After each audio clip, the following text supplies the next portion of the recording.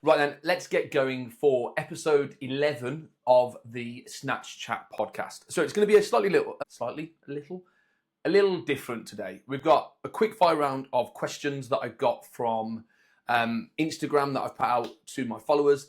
And then I've used some of the questions from the Optilift community to actually create the 7 questions that reveal why you're not improving. Okay. Now, this is, for me, I actually think this is really useful because I've spoke to hundreds of lifters over the years. I was actually before I actually sat down to do this podcast, I was looking at putting an Instagram post together, and I was scrolling back to sort of look at where the journey began, and I actually started coaching in 2013, and then it wasn't until you hear 2013 you're like, fuck, that's thousands and thousands of people that I've gone helped, that I've spoke to, guided, during the time that I've been coaching. Where was I going with that?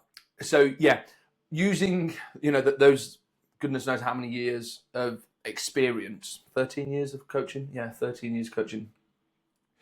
I've seen common patterns with the people that I've coached. And these questions that I'm going to ask you in a minute should help you diagnose or for you to help you understand why you might not be seeing improvement in your weightlifting. Okay, but before we go into that, we've got a quick fire round of questions. So question 1, coffee or pre-workout? It is obvious. Anyone that has got me on Instagram, I fucking love a coffee. You can't beat coffee. Coffee is literally, it's just the best sort of stuff. If I had to choose a coffee, it would be 100% a flat white. It was only the other day I was actually looking at different coffee Instagram pages that I saw a coffee called Magic that apparently is very much like a flat white, but it's less milk. Now that sounds pretty good, but I don't think there's anywhere sold. Well, I don't think I've ever seen one sold in the Midlands. Do they sell them in this country? I'm pretty sure it's an Australian coffee. But I've taken pre-workout a few times, and literally every single time I've taken it, I have spent my session sat on the toilet, shitting through an eye of a needle. It just does not agree with me whatsoever. Coffee, I'm absolutely fine. I limit how much I drink. I probably have 3 maximum in a day. 1 when I wake up, maybe 1 or 2 midday, depending on the sort of the day. Yesterday was a massive, it's a really long day of coaching. I feel very tired today, so I might be on a 3rd coffee. Right, next one, sweet or savoury? Oh God, it's so hard. I've got a really bad sweet tooth, even though I love a lot of savoury food like crisps. I love a good crisp. What's the not antipasti? Meze, like little meze things. I like that, but no, you just can't beat sweets. Sweets over chocolate as well. Fucking love it. Question 3, early mornings or late nights? Early mornings, all day, every single day. So last year I actually set a goal to make sure that I was up before 5 a.m. every single day, which I did. And I was actually really, really productive in the morning. I don't mind getting up early in the morning. I seem to just be able to do it. This year, I've spent the majority of my week, so Monday to Saturday, waking up at around 4:30 at the latest. Now, the reason why I've done that is obviously I've got a baby coming on in the way, coming in the way. That's wrong. She's not going to be in the way, but coming on over the next sort of couple of weeks. We've got 6 weeks to go. So I'm trying to get into the routine of making sure that I'm up at 4:30 so I can get good quality work done in those first few hours before then there's tasks. And I know that there's potentially going to be sort of feeding and nappy changes at 4:30, but if I can get up and get used to starting work at that time, I think it's going to really help me. In the long run, this is just me trying to prepare myself for what is to come. Next one, if you weren't a coach, what would you be? Oh my God, I literally don't know. I literally don't know. I came out of college and I've literally coached. I don't know anything else. I did 6 months at Sports Direct, working as a sales assistant on the tills and then in the shoe department. The best time I probably had there was actually selling bags for life. But I think I've always had like being able to have a good conversation with people, which probably really helped me set up communicating, through coaching. I did some management stuff, hate being dictated to by other managers, especially when they're haven't got a fucking clue themselves. If I had to choose something, it'd probably be something like a trade. I'd be a bricklayer. No, I don't like the wet. I don't like the cold or the rain. Maybe an electrician or a plumber. I quite like the idea of just getting in a van, being my own boss, going around fixing people's wires. Right, next one. What food could you eat every day? Or one food you could eat every day. One food that I could eat every single day. I seem to go through phases. At the moment, I'm in a massive cottage cheese phase. I am literally eating a tub of cottage cheese every single day. But if I had to choose one food that sort of, went through, that it was a consistent food that I was going to eat on a daily basis, it would be a yogurt. Love yogurt. Yogurt and some sort of fruit. The ones that I've got a bit crazy for at the moment are the Aldi protein yogurts. 22 grams of protein, but you get these like little chocolate balls that you sprinkle on top. It literally feels like childhood at the age of 13. Like, it's good, man. Worst fashion trend you've ever followed. Now, high school. Now, what year would it would have been? Like year 9. So for me, that would have been roughly year 8, 2008, 2009. If you were at school that sort of time or around, you were of an age higher, older than 12, 13, you'll probably realize or recognize this as well. But it was the plimsolls, different coloured plimsolls, and those Top Man t-shirts that had like 3 buttons. It might have been a white t-shirt, but then it would like a blue trim around the top with like 3 buttons. I look back at that. I've seen a photo on Instagram earlier as well, and I was like, why the hell was I wearing that? Like, it's just embarrassing. Next question. CrossFit, love it or hate it? If you don't know, I did CrossFit for a number of years. I stopped in 2018. I loved CrossFit when I was doing it. I still like CrossFit now. I think a lot of my videos makes it look like I hate CrossFit. I don't hate it. I just dislike the way that people move at times. But maybe that's just sort of like my brain twitching for like, beautiful, perfect looking movements or perfect looking movements. So yeah, in 2018, I decided to come away from CrossFit just to enjoy weightlifting, see how strong I could potentially get. Yeah. So I tolerate it more than love it, I think. Next one, beach holiday or city break? I do love a city break. But if it's a beach holiday and you're expecting me to sit down for 2 weeks and not leave that hotel, it is my worst nightmare. If it's a beach holiday where you can go and explore, and it's not all inclusive, so you're going to go out for different meals, and there's different things to go and see in said area where you are on holiday, I'd go for that beach holiday. But there's no way you would ever catch me on a beach holiday where I am sat down for a week to 2 weeks doing absolutely nothing but lying on a sun lounger with an all-inclusive drink in my hand, making sure that I'm eating at 8 o'clock, 12 o'clock and 6 o'clock at night, a buffet, shitty food. That's my worst nightmare. But yeah, beach with a lot of activities or a city break is the one for me. Most irrational fear. Most irrational fear. I don't know whether I should actually saying this, but I'm shit scared of frogs. Now, I love gardening. I really like being out in the garden. we've got a pond. I put a pond in the garden, mainly for frogs, because I was growing vegetables at the bottom. Now, frogs, I was hoping that the frogs were going to look after my vegetables, eat the caterpillars, the bugs that were going around it. Perfect, that's fine. It actually does work. But I absolutely hate frogs, and they were everywhere. Like, it's a decent sized pond that I dug on a random day whilst Shannon was at work, because she wasn't going to let me dig a pond. So the only way to get a pond was for it when she was out at work, and then I could dig this massive bloody hole and fill it with water. So that's what I did. But yeah, they were everywhere, and I think it's not knowing where they're going to jump or which way they're going to go. I flipping hate that. But yes, that is the quick fire round of random questions. Probably wasn't that quick, but anyways, we move. So the next phase, we're going to have a topic that we're going to talk to you about today, rather than just going through loads of different questions. A lot of the questions sort of come up or fit in to different things here. But this is 7 questions that are going to reveal why you're not improving, okay?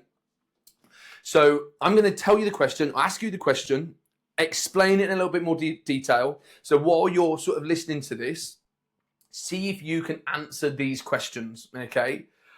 So question number 1, do you actually know what's limiting your lift? Okay. Now, when I say limiting your lift, do you know whether it's a technical issue or a strength issue? And do you know what specific technical issue is the problem? Okay. So you might notice that you hitch the bar in a clean. Now, when I say hitch, the bar comes up to mid-thigh. You basically come to a stop, bring it away, smash it up in mid-thigh before you then catch the bar. That is what we call a hitch. It happens in the snatch and it happens in the clean. Now, you might know that you do that, but do you know what you need to do to fix that issue? Another issue might be that you are finding that the majority of your jerks, you have a slight elbow bend before in that lockout, okay, which is classed as a double arm bend. Now, in CrossFit, that potentially counts. In weightlifting, it doesn't. It's classed as 2 movements on the bar. Okay. So, do you know why that happens? You might know that happens, but do you know what you need to do to fix that? Okay. Now, when you look at your mislifts, can you clearly explain why that was a mislift? Okay. You threw the bar behind you. What was the cause of that? Now, not always throwing the bar behind you means that there was a technical issue within that lift. It might just be that you've overshot it. But do you know that you've overshot it, or are you saying that because you don't actually know whether it's a technical issue? Okay? And the third section of this is, are you fixing the root problem, or are you just training around it? Okay? So just training around it looks a little bit like, I have a hitch in my clean. I am going to carry on doing cleans until that hitch disappears. Okay? So 70% there's no hitch, 75% there's no hitch, 80% there's no, now the hitch is now starting to appear in that movement. Do you stop there, bring it back down and build a capacity before you to try and iron out that hitch, or do you then just carry on building? Okay, hoping that one day that hitch is going to come out, or that double arm bend is going to come out, or you catching the bar high in a snatch and then riding it down. So are you fixing the root problem, or are you just sort of training through it? Okay, that is question number 1. Do you actually know what's limiting your lift? Now, question number 2. Are you stronger or just better at accessories? Okay, so what I mean by that, has your squat gone up whilst your snatch hasn't? Okay, so you've seen improvements in your accessory-based movements, like your squats, your pulls off the floor, but your main Olympic lifting movements haven't budged. Okay, so that for me shows us that strength is not the issue, because you're building strength. You are now a stronger lifter, but you can't lift more in the snatch and clean and what jerk. So that shows us that there's a technical element or technical issue within that movement. So when you look at your past or your current PBs, have you PB'd more regularly in your front squat, back squat, strict press, push press, deadlift off the, pulls, but your snatch and clean and jerk have stayed the same. If so, strength is probably not the issue. You've got stronger, but you're now not highlighting the technical area of that movement. Now, I got caught up in this issue, okay? Is that I snatched 110 kilos. I wanted to snatch 120. That was the ultimate goal. My back squat when I snatched 110 was 180. So I was like, okay, cool. Let's now get a really good back squat. There was part of me that's like, yeah, strength. All I care about is getting stronger. So I set the goal of lifting 200 kilo plus on a back squat. I lifted 205 kilos on my back squat. I did a 245 kilo clean grip deadlift with straps, a 200 kilo snatch grip deadlift. So static strength massively improved. I then still hit a 110 snatch. Okay, that is because I wasn't diagnosing the actual issue at hand. Okay, that was question number one. So you can sort of see how these questions then blend into each other. Okay, now question number 3. Does your technique break down over 80%? So this question here is about consistency. Now, things that I would always look for is not consistent triples, but multiple sets of 3s on snatches. Can you hit 80% for, say, 4 sets of 3 snatches? Can you hit clean and jerk doubles at 80%? Can you hit clean plus 3 jerks at at 80%? If the answer is no, okay, you have a consistency issue, okay? So you probably have found out that 70% looks really sharp, the movement looks absolutely brilliant. 80%, we hit a few good reps, 1 fail, okay, rub it off, get back up, good, 1 more fail, okay? Then you get to 85% and then it gets really sort of chaotic. You're now finding that you've got 60% success rate, 40%, unsuccessful, or maybe even 50-50. That shows us that we've got consistency issues with percentage, or technique is breaking down as that percentage is increasing, okay? So the other things to think about when it comes to consistency or technical breakdown at 80%, do you find that your lifting changes, okay? Do you change the way that you pull off the floor? In the snatch and the clean, we're looking to maintain back angle from the floor just past the knee. Are you finding when you get to 80% plus, the hips are shooting? Okay, that's a consistency issue that needs to get fixed. Okay, do you find that you have got a stable jerk overhead in the split until you get to 80%, and then all of a sudden the feet are getting really narrow, or you're finding that you've got that arm bend? Okay, there's something happening, or there's rigidity happening as that weight increases. That needs fixing, okay?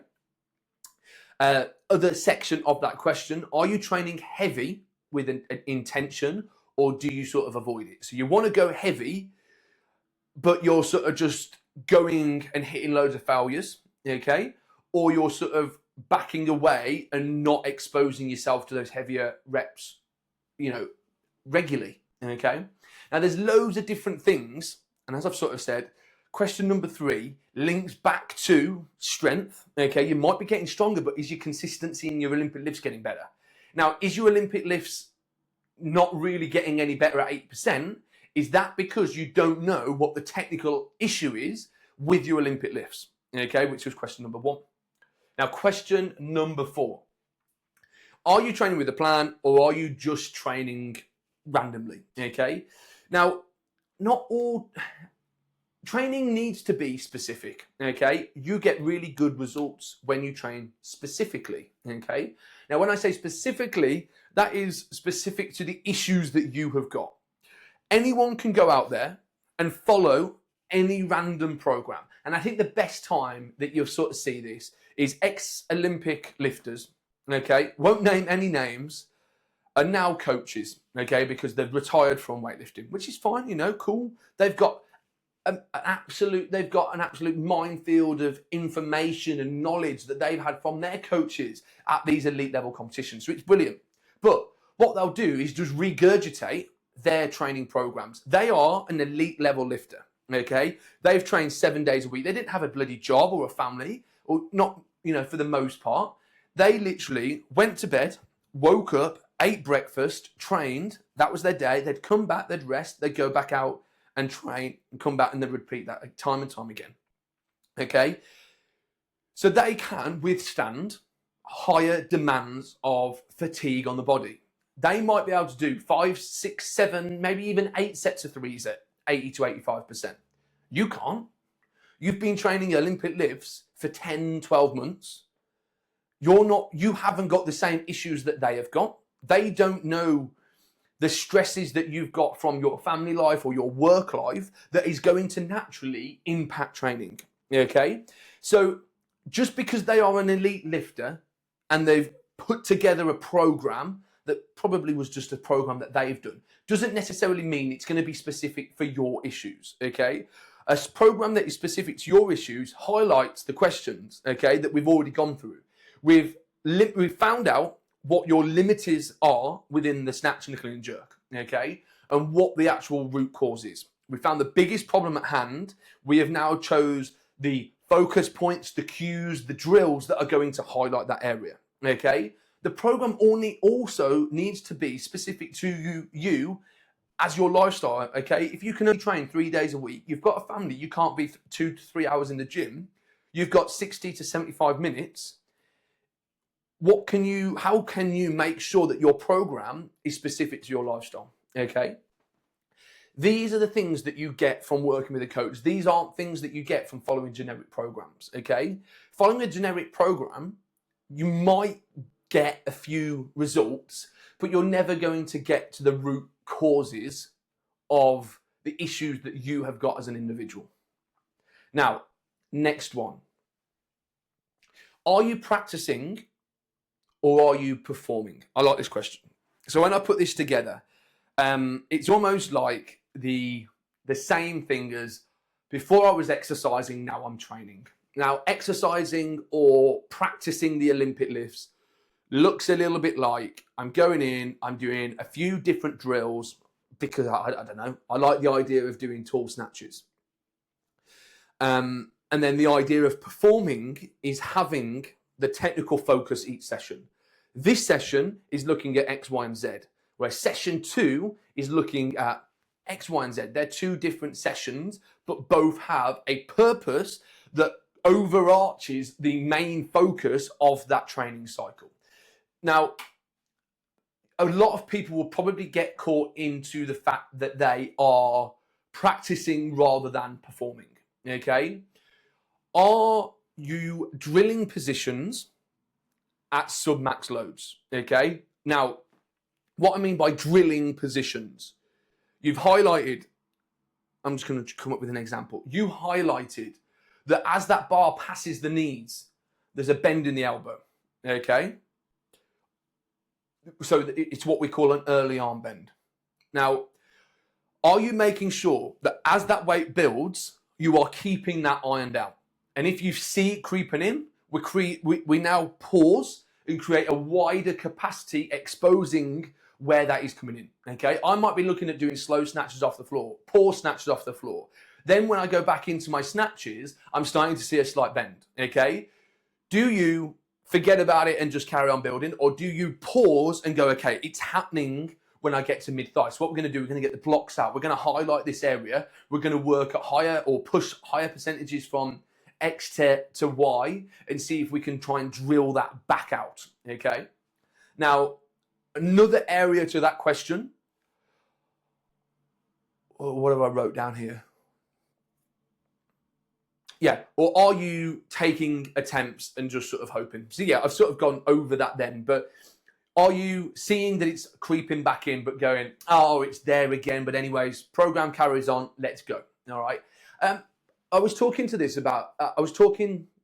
about this to someone that was coaching but it was also in episode 9 of the Snatch Chat podcast, is that we were talking about sort of like program lengths.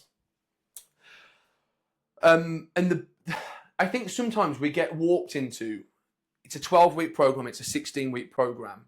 We've just got to carry on. We've just got to hit 12. So week 8 comes around, the percentage is increasing. My technical issue that hasn't been there for the last 7 weeks is now is there back in week 8. Do we just go, sod it, I've got 4 weeks, I've just got to carry on to get to week 12 and then we'll reassess it? Or do we go, no, let's pause here. Again, this isn't obviously going to happen with people that have got a competition in 12 weeks, but if you aren't competing, what is the point of just going to that 12 week for a peak, knowing that technical issue is still there?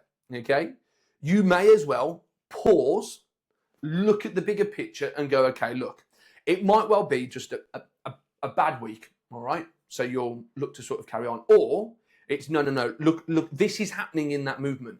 As soon as that bar is coming towards or just past that knee, that is where the weight is coming up into the toes a little bit too much. That is now where the arms start to take over.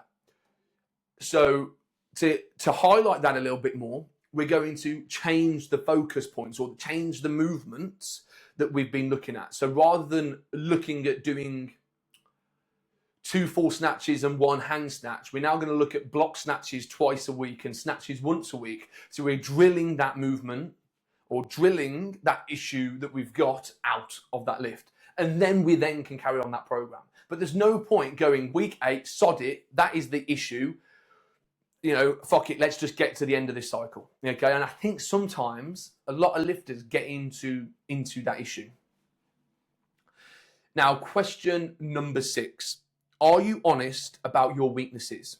So do you avoid positions that expose you? Okay, now, perfect example. I was in a session yesterday, okay? The issue that we've got with this lifter is that once that bar passes the knee in the snatch, the knee's pushed back, the bar comes away from the body, but we carry on now pulling, so the arms have taken over, and then we sort of just brush the hips, all right? So that was when we were doing full snatches.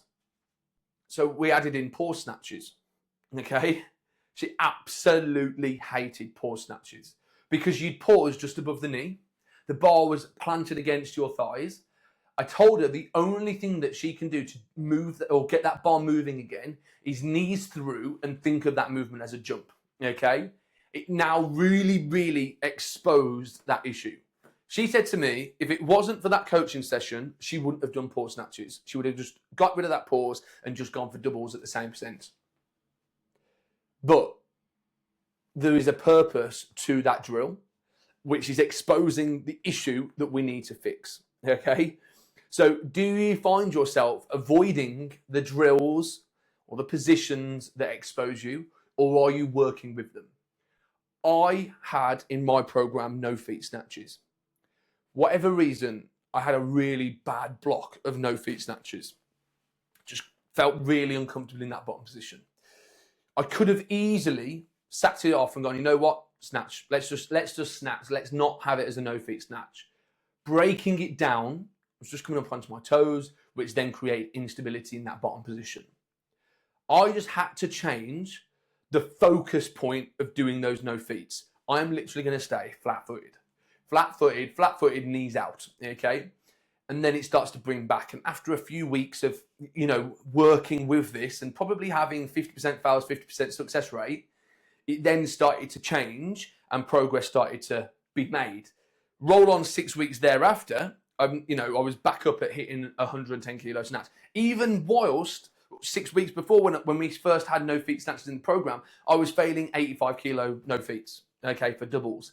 Just because I was rushing it, coming up onto my toes, rather than having the focus of no feet snatch, you're going to stay planted through the midfoot for as long as possible, okay? And then the final question, if you train like this for another year, would you improve? So you're training right now, however it is, or whatever you're doing, if you carry on doing the exact same, do you think that you are going to see improvements in a year's time? Or do you feel like you're going to still be around this sort of section? There's so many people that I've had consultations with this year that has been following me for 3 years. Their goal in those 3 years has been exactly the same. One guy came up 3 years ago. I remember having this conversation. I actually got this conversation up, not to prove any point, but just to show him that, like, yeah, I know what your goal is. We were speaking about it 3 years ago in 2023. You wanted to snatch 100 kilos. You're still at 80 kilos. Okay, what have you done in this sort of time? We went through it, and it was just following the same sort of stuff. Okay, no changes have been made, and there's an element of trust the process. Okay, and sometimes if you don't have a coach, it's really hard to trust the process because you've got no one to sort of bat any ideas off. You're sort of just going, okay, this isn't feeling right. I'm feeling like I'm not making progress. Make the change, rather than go, no, sit with it, work with it, and get the adaptations from it. Okay, so yeah, are you confident your current approach is going to compound and get the results that you want? The answer is no. We need to make a change. We're not here to stay the same. Like, weightlifting is absolutely fantastic, and we all want to hit PBs. We don't want to be lifting those same weights. 80% is always 40 kilos. Okay, you want to start hitting triples at heavier weights, or hitting doubles at heavier weights than you've ever done before. Hitting your first double at your old 1 rep max is such a good fucking feeling. And these are the things that I think everyone in weightlifting probably wants to have. Okay? So that is the 7 questions that should help you reveal why you're not improving, if you're not improving. Now, I've put together something called the Weightlifting Mastery Scorecard. It's basically a bunch of questions like this, but we go into further detail. So we look at, when we talk about strength, we're looking at sort of, is your front squat 115% of your clean? Are you consistently hitting 90% onwards? Okay. And what you'll get from this then is a score, and it's going to really break down where your weaknesses are, with it, whether that's technique, strength, confidence, mindset, or feedback and structure of your program. And it will then give you ideas and things that you need to start to address in your program to actually start seeing improvements. What I'll do is I'll link that down in the comment below this podcast. So if you want to have a go, it is free. All you need to do is put your email address in there. Once you put your email address in there, answer all the questions, you'll get a really cool in-depth look at your biggest weakness within your movements. Hopefully you've enjoyed a slightly different podcast today. Okay, so quick fire round of questions that probably wasn't that quick, and then more of a topic. So the topic that we're going to take a look at, or what we've done today, is looking at the reasons behind not seeing improvement within our weightlifting. Hopefully you found this really, really useful, and whilst you've been listening, you've been trying to answer these questions and actually get something back from it. I absolutely love doing this podcast. Make sure to like this podcast. If you haven't already, make sure to follow, just so then, yeah, we can carry on doing this. I want to get as much information out there to help as many people improve their weightlifting. See you in episode 12.